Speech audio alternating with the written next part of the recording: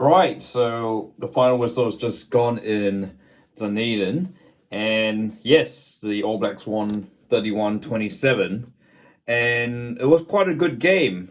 But, I think ultimately, the score did sort of flatter the French because, the All Blacks did have a couple of tries disallowed. We'll talk a bit more about that. But yeah, look, it was actually a really, really good performance by the All Blacks first up, and look, I mean, as with any first game of the season, you're never expected to be at your perfect best. I guess the guys have had a fortnight since some even more since Super Rugby since Super Rugby finally get together, but it still does take time to certainly get used to combinations, playing with each other. A lot of these guys, that they've been, playing against each other in Super Rugby for a good couple of months. So it's only natural that it's, you see with the Lions as well. The combinations do take time to bed in, and certainly look, you're thinking like, for instance, the Geordie Barrett, Billy Proctor midfield partnership. There were quite a few new combinations tried to provide at blindside.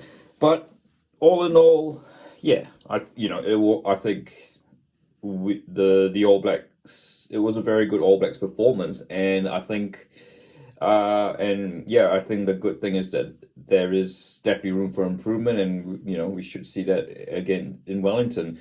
And I guess you've got to give some credit to the French. Look, I guess in the months leading up to the series, no one in New Zealand really gave them a chance. I mean, there's a few thought, I think don't underestimate this France B, some words even calling it France C team. The top 14 French rugby is really strong right now. The top 14 has been really good. And here's a thought, I think, and having seen the bits of the Toulouse Bordeaux top 14 final, to be honest, would you rather have had a really fatigued someone like, I don't know, Ramos or I keep forgetting that French halfback's name. It just keeps losing me. All those tired players on the back of a really tiring final, right? Or would you, rather, or I guess, yeah, or would you rather play a fresh, hungry French team like these guys who are out there to show that they deserve to be mentioned. They should, they're putting their hands up to be noticed by Fabien Galtier. I think certainly one of their guys is Villiers, the winger, who, it's a shame he blotted his copybook with a yellow card, which I should stay upright. I think that was probably the only right call the TM1 officials made on the night. But yeah, look, I guess ultimately, it does. This was a good French team. It certainly is not the number one team, and ultimately the All Blacks quality showed. But yeah, just shows you how the depth of talent that French rugby has, and how good the top 14 is. So look, it is a. And the other thing you got to give credit to is that they clearly played with one game plan. They probably had, and yeah, they executed it rather well. Thought Sagon controlled the game pretty well. His kicking was superior to Barrett's at times in the first half, but yeah, and I think they maybe might have missed a bit of that control when he came off. In any case, it was a good win for the All Blacks. I guess, yeah, it's a bit of a shame with Sir Reece, who probably looks like he's going to be out next week. If it's a HI, it's a mandatory 1 week concussion standard. Expect him to be back, hopefully for the third test. But yeah, Damien McKenzie came on, and that's not necessary. It's definitely not. The team didn't lose anything, and look, I thought Will Jordan looked great playing at 14, and kind of where he got a bit more. I wonder if he got a bit, playing on the wing gave him a bit more space. I know the criticism continued about Damien McKenzie, but yeah, he did Damien McKenzie things. He tried to he certainly tried to spark up the back line. French defended obviously pretty well. It's a bit of a step up from Super Rugby, but I think it's a bit unwarranted. The criticism of Damien McKenzie seems a bit harsh. I mean, it is quite clear Beauden Barrett is clearly the number one versus 5. And after a shaky start, he controlled the game pretty well, and he really created windows of opportunity doubt amongst the French defense, and yeah, he had a really super game. For me though, my All Black of the day goes to Fabian Holland, probably man of the match. Look, a really outstanding, solid debut. Three clean takes at the line. He just, yeah, he was the number one line-out target. It looks like he's been playing forever, or just flashes of Brody Retallick's or Sam Whitelock's debut, and yeah, I mean, it is really exciting to it'll be really exciting just following this really big young man's career. But a top game. Did superbly in the lineouts and the scrums, did everything well, and it's just it feels like he's been in the All Blacks forever. So yeah, that's you can tell when someone's made their debut that they've got something really special here. So yeah, just fingers crossed that Fabian Holland can keep healthy.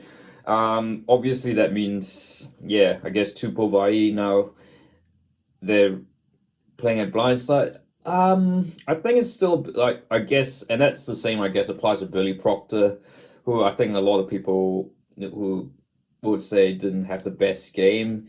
I mean, should have redeemed himself with that scoring that try, which we'll talk a bit more. Finally, we'll get to Nick Berry and the TMO soon, I assure you. But yeah, look, I think for Matt Proctor at centre and Tupou Vaa'i at blindside, we need to give them another week before we can really establish any conclusions. And even so, I don't know if that's going to be enough.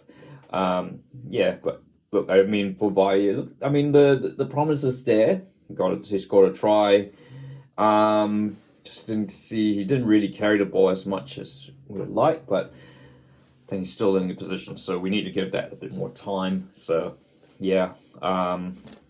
So I won't make any conclusions on that at this time. Same with Ioane at wing. I guess it's been a while since he's played there, so that's all I can say. But yeah, look, I think we'll cut to the topic, I guess. Yeah, it is the referees. Look, I mean, there's been a lot of I know we should not be criticizing referees, but there were some really baffling choices, calls there. Look, I thought. I mean, there's some interpretations about what's ball, what's loss of control of the ball. Feels like the forearm. Apparently you can't. It seems like you can't really use your wrist to control the ball. Even and then of course there was the try that was disallowed when Tossie was deemed to have been, acted as a shepherd, which because he was stopping it. Like Nick Berry tried to justify that. Yeah, they just didn't. That he would have, if Tossie hadn't stood there, he would have gotten into play, which is really not. Which when you look at it, it's like how and there is no way. On what planet is that possible? Like it'd have to be the Flash to get to that other side, even. And yeah, like you think about the NRL, yes, there's certainly a lot more potential shepherding that goes on, but there is some sense they do the bunkers has started to use common sense a bit more.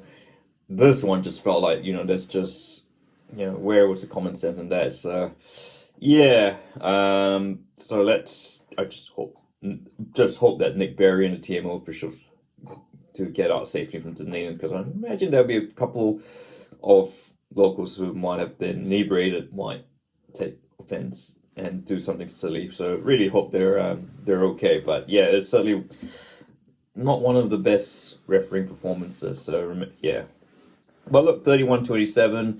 Yeah, as I said at the start, I think that kind of flattered the French a bit. But it's not to say that the French are bad. It was just I think the All Blacks really romped them in the second half with all these substitutions like Tupai, good to see Karifi coming on. He had a little bit of a shaky start, but conceding the ball to the French, but yeah, came into his own later on. And look, So first test is done. It's always going to be rusty, and yeah, and it's good that we'll have to see what. I think we will see the true quality of the teams next week in Wellington.